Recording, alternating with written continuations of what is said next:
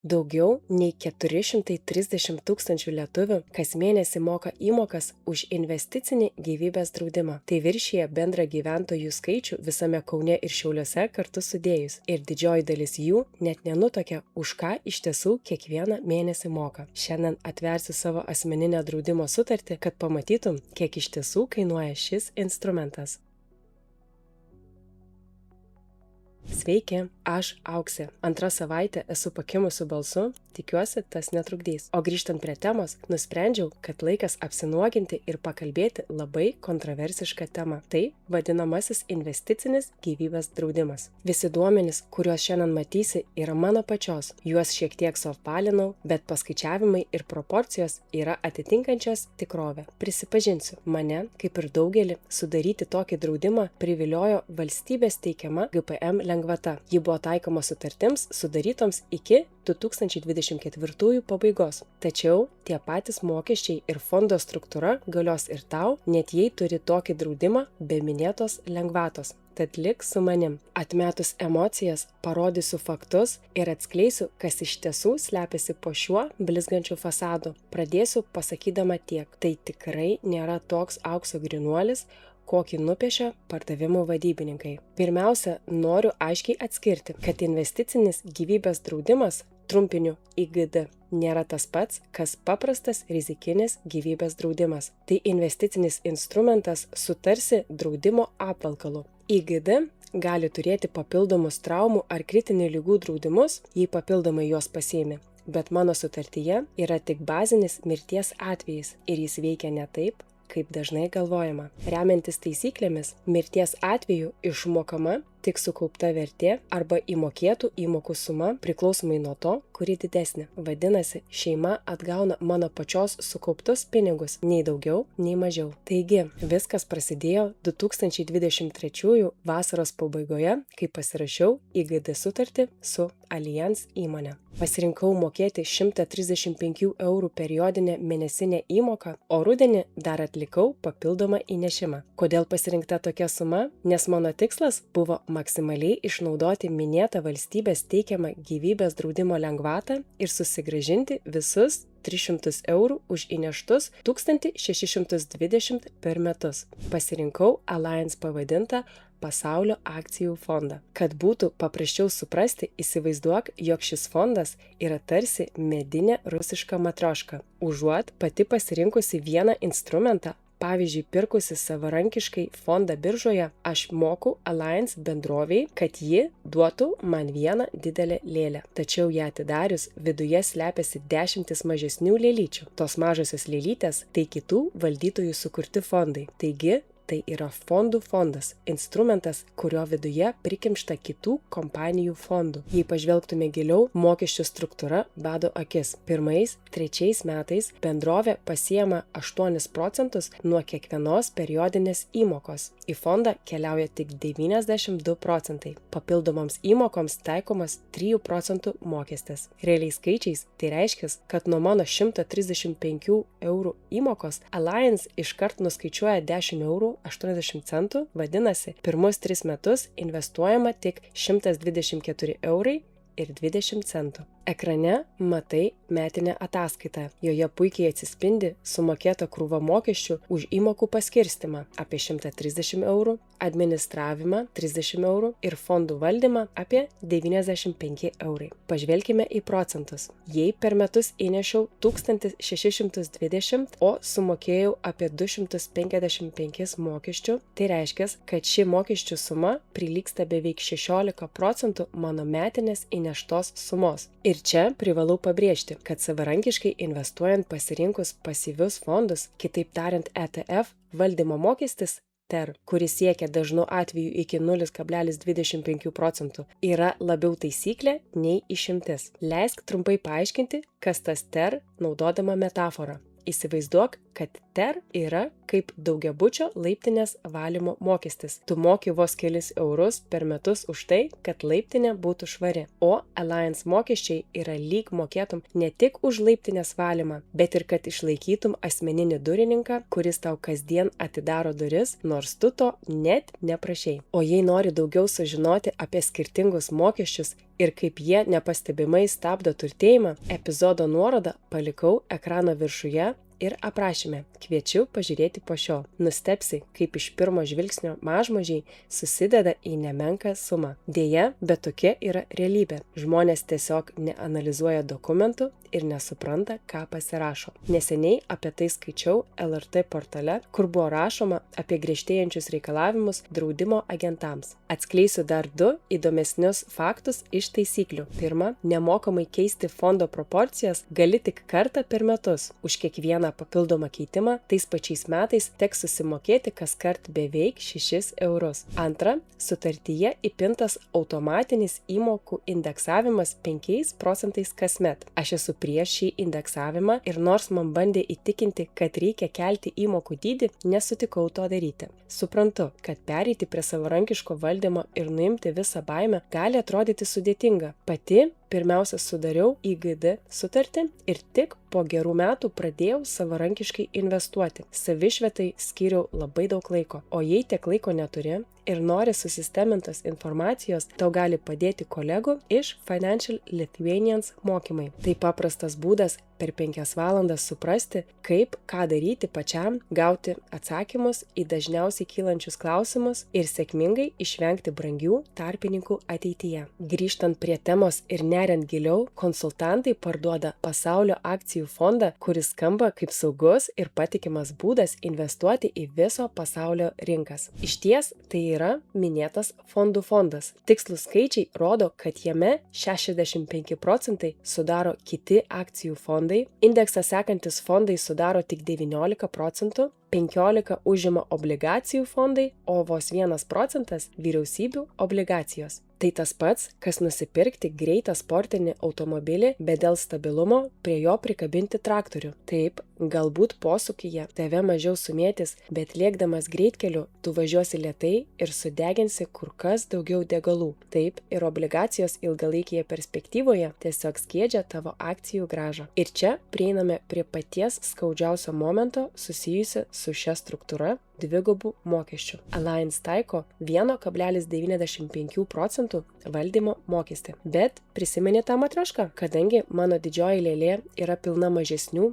kitų kompanijų sukurtų lėlyčių, aš papildomai apmoku ir jų visų išlaikymą. Ir tie mokesčiai tikrai nėra maži, nes didžioji dalis tų papildomų fondų yra brangus ir aktyviai valdomi instrumentai. Pavyzdžiui, didžiausią dalį mano krepšyje užimantis Schroeder ESF Global Equity Alpha papildomai atskaičiuoja apie 0,84 procentus per metus. O štai BNP Paribas US Small Cap fondo mokesčiai siekia net 2,23%. Tai reiškia, kad aš moku ir pačiam Alliance už didžiosios matrioškos turėjimą ir dar susimoku tų mažųjų lėlyčių kūrėjams. Šių svetimų kompanijų mokesčių savo metinėje ataskaitoje tiesiog nematau, nes jie automatiškai nuskaičiuojami iš paties fondo vieneto vertės dar prieš Alliance apskaitą. Tad realus bendras mokestis man laisvai gali siekti net apie 3 procentus per metus sudėjus viską į vieną krūvą. O čia turiu priminti, kad savarankiškai investuojant į plačiai išskaidytą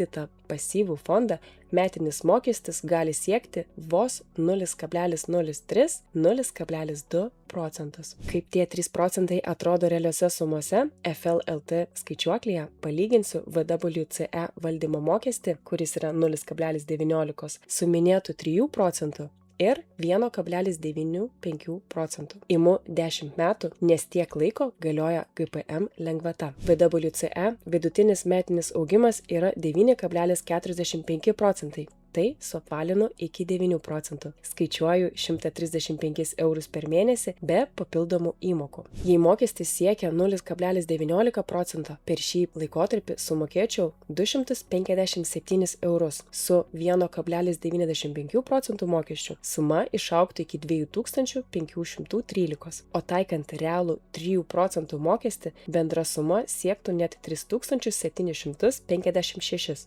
Rinkdamasi pigiausią variantą per dešimtmetį sutaupyčiau 3500 mokesčių skirtumą, kuris yra lygus daugiau nei 2 metams mano mėnesinių įnašų. O dabar pažiūrėkime, kaip šie skaičiai atrodo mano asmeninėme portfelyje. Nuo sutarties pradžios 2023 rugpjūtį iki 2026 gegužės pabaigos mano portfelio prieaugis, atskaičius visus Alliance mokesčius, yra kiek mažiau nei 700 eurų. Tai tėra vos 13 procentų prieaugis per beveik 3 metus. Tačiau ar šis skaičius iš tiesų atspindi rinkos augimą? Tikrai ne. Pavyzdžiui, per tą patį laiko tarpą pasaulinis labai plačiai išskaidytas fondas VWCE paaugo net 61,78 procentus. Ką tai reiškia realybėje? Nors Alliance portfelyje uždirbau netoli 700 eurų pelno, nusprendžiau atlikti tikslų istorinį patikrinimą,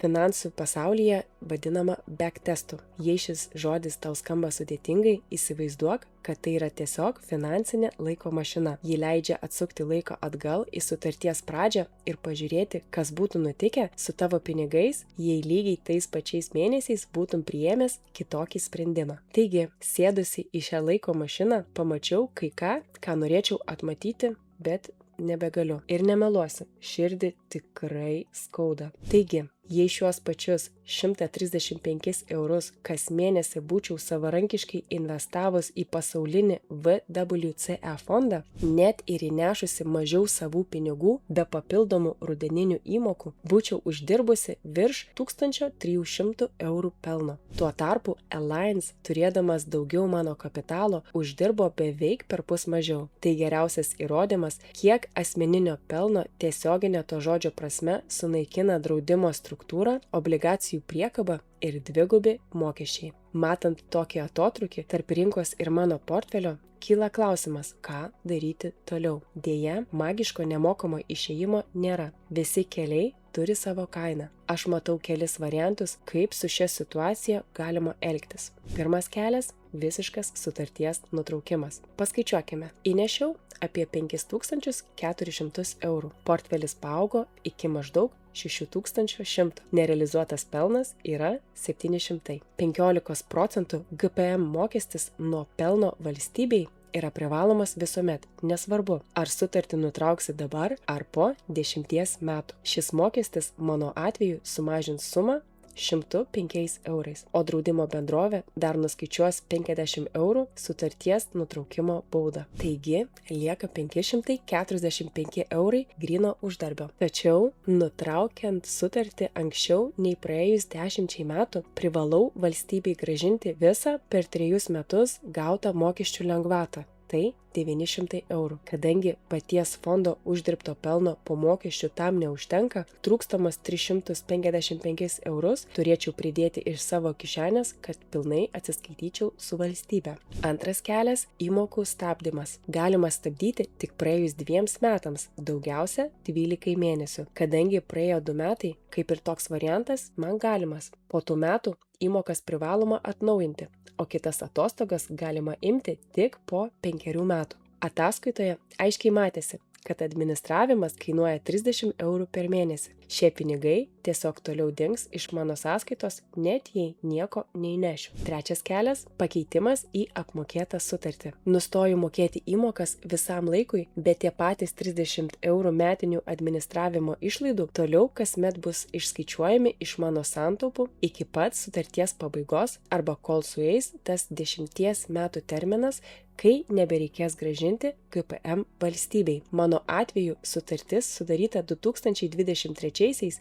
tad laukti reiktų dar 7 metus. 7 metai kart 30 eurų, tai mažiausiai 210 eurų garantuotų išlaidų vien tam, kad išlaukčiau ir nereikėtų grąžinti GPM lengvatos. O kaip su esamais pinigais, jie ten liktų įdarbinti ir toliau svyruotų kartu su rinka. Teoriškai pinigai turėtų paaugti, bet nepamiršk, kad tą augimą nuolat mažintų ne tik tie metiniai administravimo kaštai bei dvigubi fondo valdytojų mokesčiai, bet ir infliacija, kuri per 7 metus laukimo mažins tų pinigų perkamą galią. Taip, infliacija veikia ir savarankiškai investuojant, bet ten tavo pinigai nėra įkalinti didelių mokesčių vien tam, kad išvengčiau baudos. Ketvirtas kelias – nieko nekeisti. Užsimerkti, bandyti atmatyti visus šios skaičius ir laukti, kol sueis 10 metų, kas mėnesį įnešant po tuos 135 eurus, kas yra 1620 per metus. Pamačius tokius paskaičiavimus ir tikrąją kainą,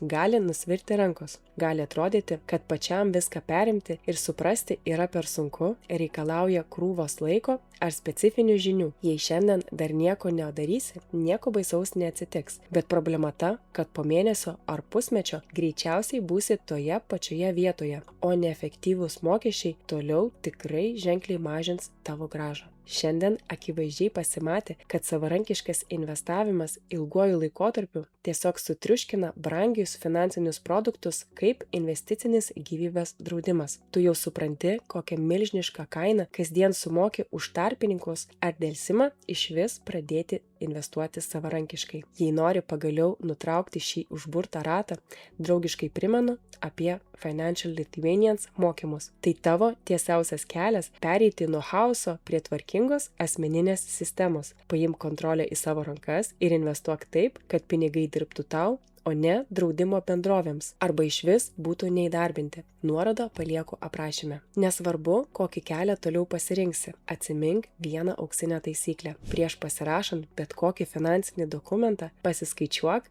realią jo kainą. Jei pačiam tai sunku daryti, kartais geriausias sprendimas yra tiesiog susimokėti už nepriklausomą konsultaciją. Tas vienkartinis mokestis tikėtina apsaugos tave nuo brangių klaidų ir ilgojoje perspektyvoje sutaupys nepalyginamai daugiau pinigų. Tad, kai atidžiai suvesi savo skaičius ir būsi pasirengęs pilnai perimti portfelio kontrolę į savo rankas, tikėtina, kad kils nauja problema. O ką konkrečiai pirkti, kad nenusipirktum katės maiše? Spausk ant šio įrašo, kaip išsirinkti ETF. Čia žingsnis po žingsnio parodau, kaip išsifiltruoti savo tinkamiausią instrumentą. Susimatysime ten ir iki kito karto.